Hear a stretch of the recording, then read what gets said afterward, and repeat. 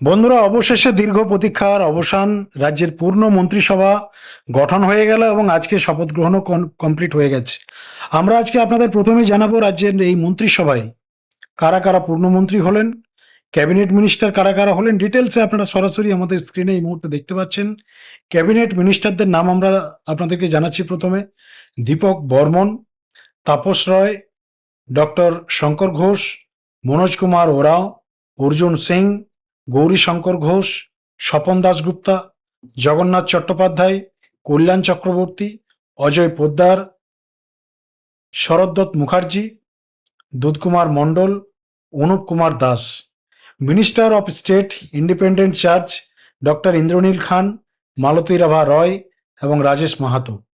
এছাড়াও আপনাদের জানিয়ে রাখি, মিনিস্টার অফ স্টেট হচ্ছে জোয়েল মুর্মু, হরে কৃষ্ণ বেরা, আনন্দময় বর্মন, অশোক দিন্দা, নদিয়া চাঁদবাউরি, বিশাল লামা, শান্তনু প্রামাণিক, মৌমিতা বিশ্বাস মিশ্রা, উমেশ রয়, পূর্ণিমা চক্রবর্তী, কৌশিক চৌধুরী, ভাস্কর ভট্টাচার্য, দিবাকর ঘরামি, অমিয় কিস্কু, কালিতা মাঝি, গার্গীদাস ঘোষ, বিরাজ বিশ্বাস, দীপঙ্কর জানা এবং সুমনা সরকার।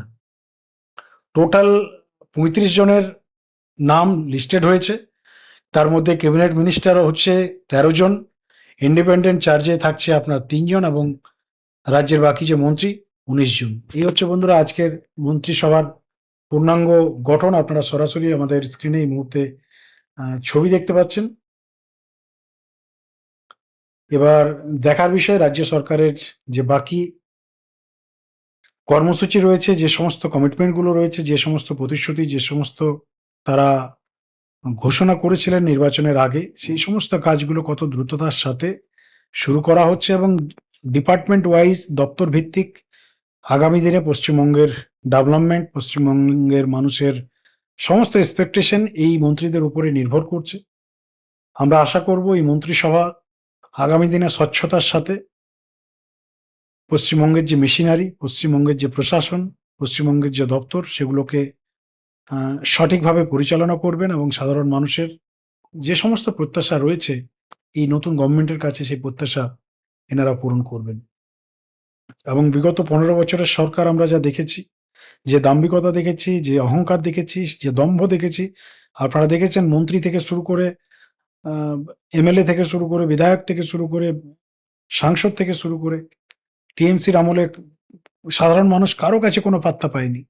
আমরা আশা করব বিজেপির যারা আজকে মন্ত্রী হয়েছেন, যারা বিধায়ক হয়েছেন, সাংসদ আছেন, যারা অন্যান্য পদাধিকারী আছেন, তারা যেমন সাধারণ মানুষের সাথেই মিশে থাকে এবং গ্রাসরুট মানুষের সাথে সম্পর্কটা যেন তারা কন্টিনিউ রাখে।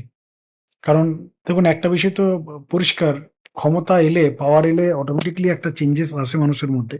সেই পরিবর্তনটা যাতে এই মন্ত্রিসভার মন্ত্রীদের না আসে, সাধারণ মানুষের জন্য যেন এরা কাজ করে। কারণ পশ্চিমবঙ্গের মানুষের প্রচুর প্রত্যাশা রয়েছে এদের প্রতি, প্রচুর আশা, এক্সপেকটেশন আছে।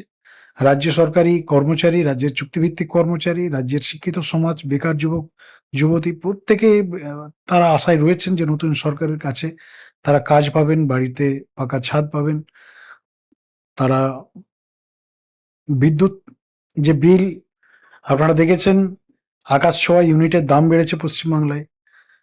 শিক্ষাক্ষেত্রে দুর্নীতি রয়েছে, স্কুলে সাফিসিয়েন্ট টিচার নেই, রাস্তাঘাটের অবস্থা ভালো নেই, প্রশাসনিকের কাজকর্মের অবস্থা ভালো নেই, বিনা ঘুষে কোনো কাজ হয় না।